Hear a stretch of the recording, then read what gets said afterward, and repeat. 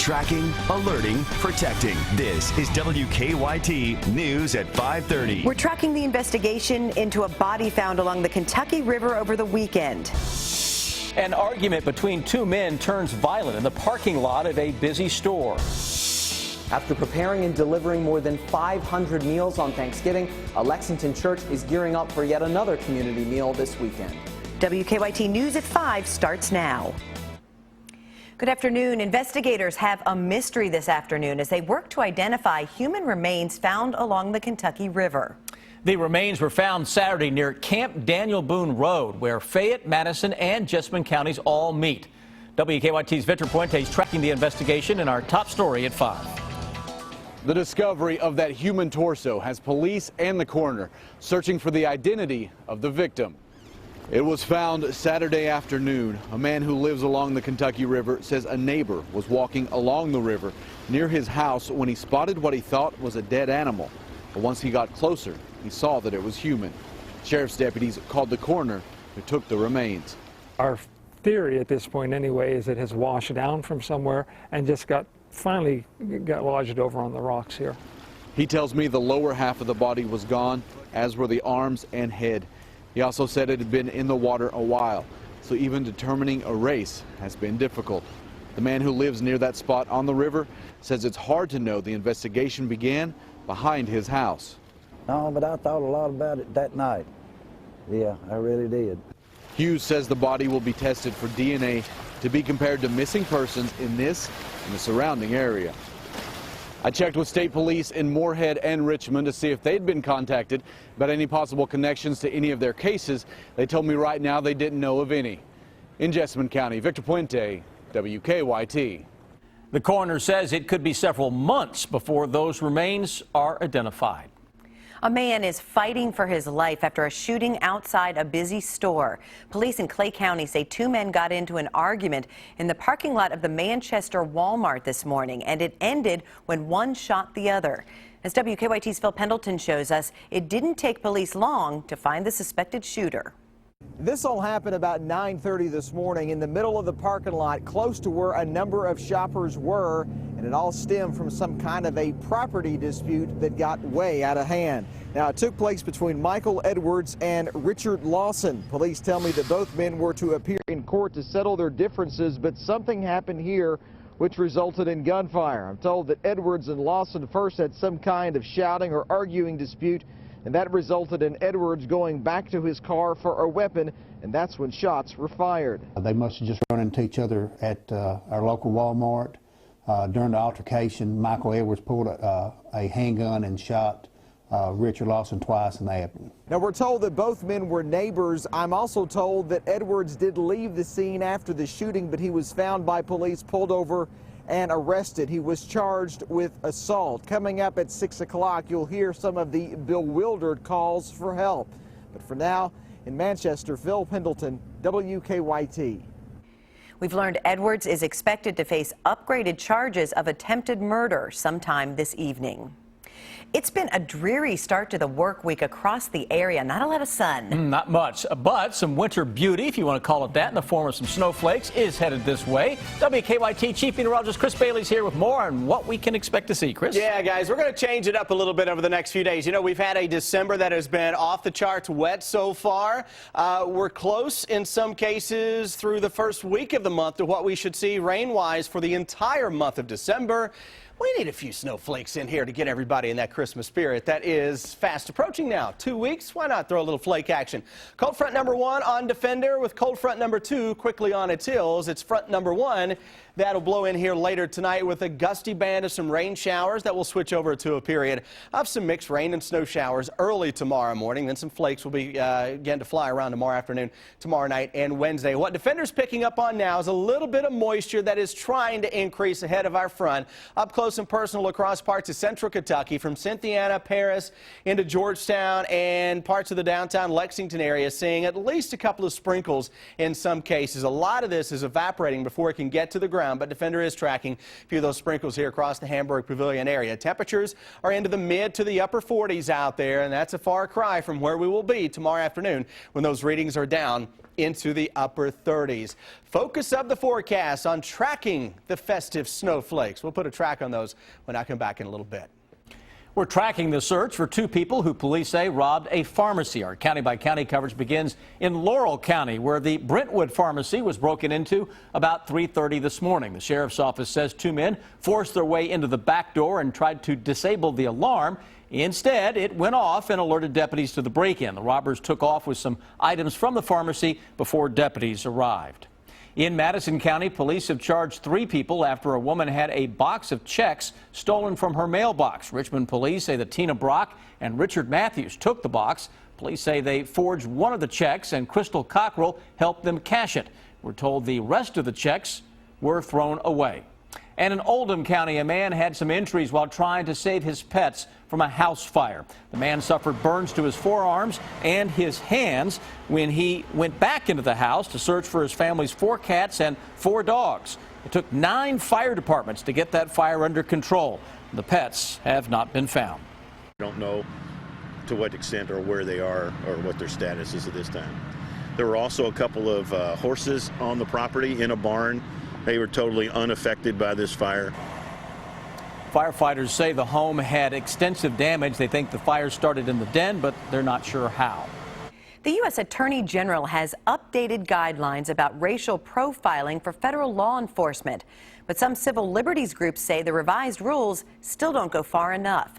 Craig Boswell has more from Washington.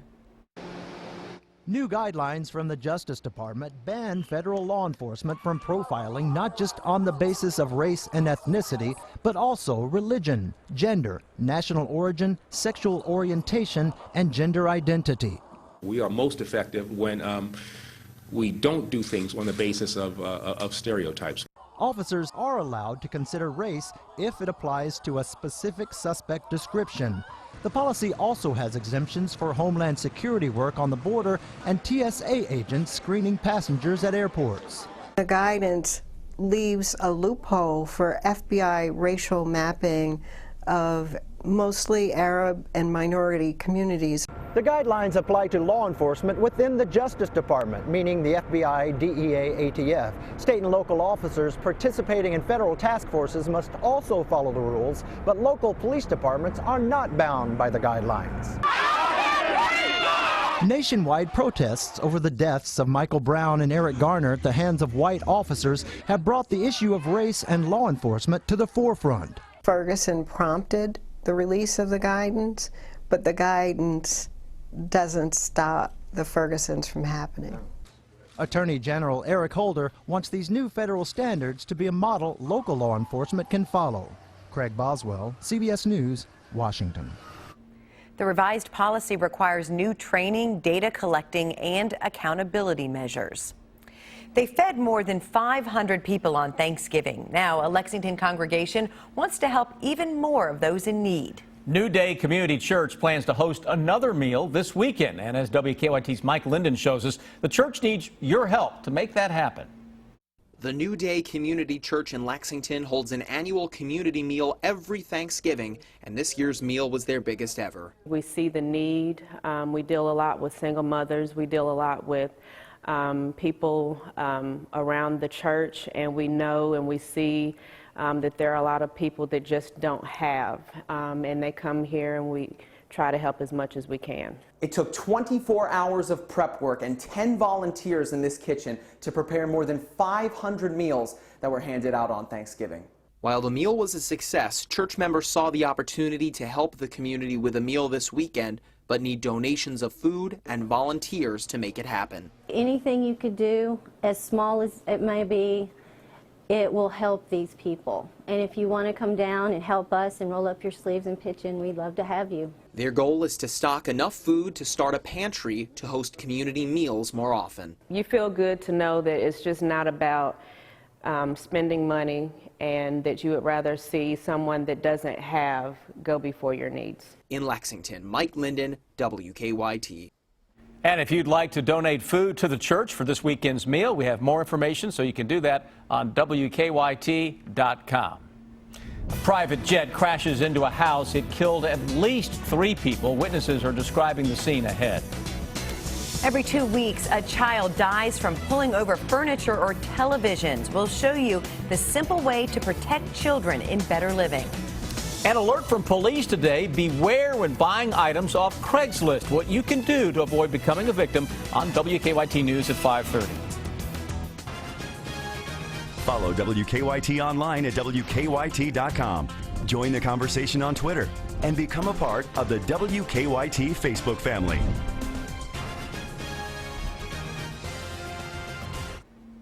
Here's a look at the most viewed stories on our website right now. People want to know more about a shooting outside the Walmart in Manchester. A man hurt in an overnight fire in Pikeville, and a high-speed chase over the weekend in Richmond. You can find these stories and more on WKYT.com.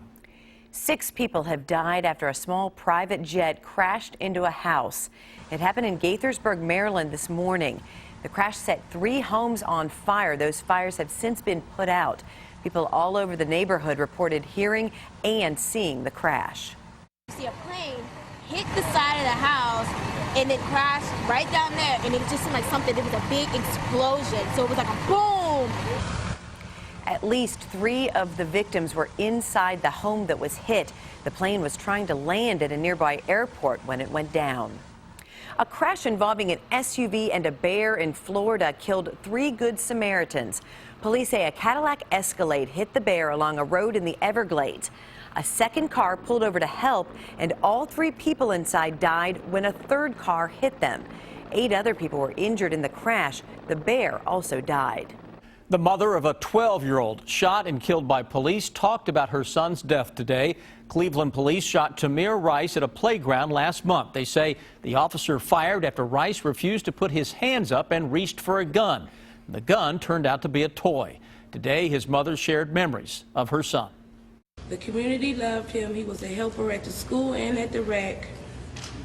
And, everybody just loved him. Rice's mother says she wants the officer who shot her son convicted. A grand jury will decide if he should be charged. The death toll from GM's faulty ignition switches continues to rise. 38 deaths have now been attributed to that problem. Another 51 people have been injured. GM knew about the problem for a decade but didn't recall affected cars for most of that time. The company is in the process of paying out claims to victims and their families. 2 massive fires caused problems in Los Angeles during the morning rush hour today. Fire tore through an apartment complex that's under construction and damaged 3 other buildings. Several hours later, a commercial building under renovation went up in flames. The fires caused parts of a major highway to be closed. Investigators say there is no indication the fires are connected, but they are suspicious. It's very suspicious. I'm not going to say it was arson. I'm not going to say that I believe it was arson. But when you have a fire of this size, travel this fast under these conditions, it's obviously very suspicious, and we're going to treat it as such. No one was hurt in either fire. A man from Texas has come up with a way to keep your pets safe in a storm. Jim Hardwick created a 47-pound box that anchors to the floor to keep pets safe in a tornado. He says it can support a 2-ton truck and withstood an EF5 tornado during testing. Hardwick is confident it can keep your furry friends safe. We tried to give the maximum amount of protection available. And so crush resistance, debris deflection, anchor, I think we've covered all the bases. A few animal experts who have seen it say that they'd like to have some more time to have tests done before it's used for pets. Hardwick is a pastor. He designs and builds shelters in his spare time.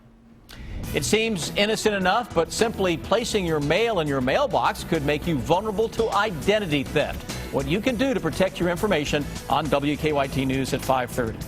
It's a problem experts say happens too often. Children killed by falling furniture or televisions. The simple and inexpensive way to protect your family in better living.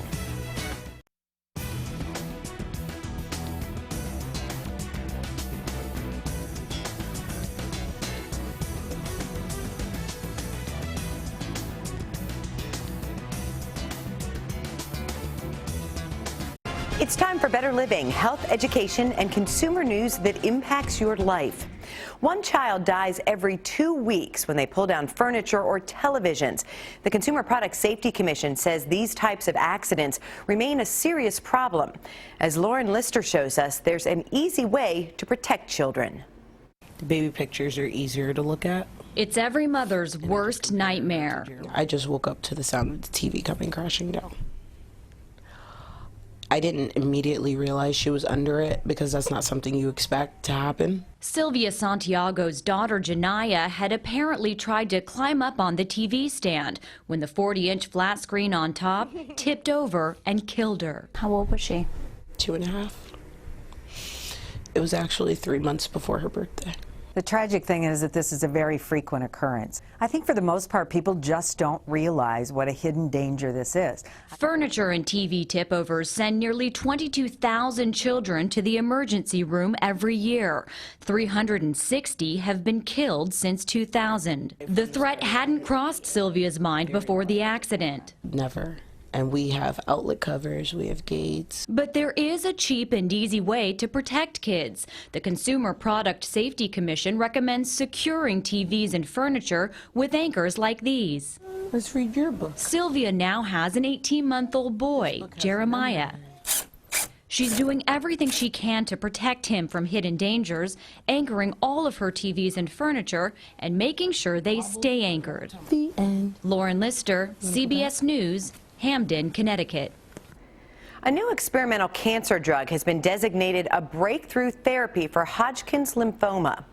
It's a cancer of the white blood cells most common in children and young adults.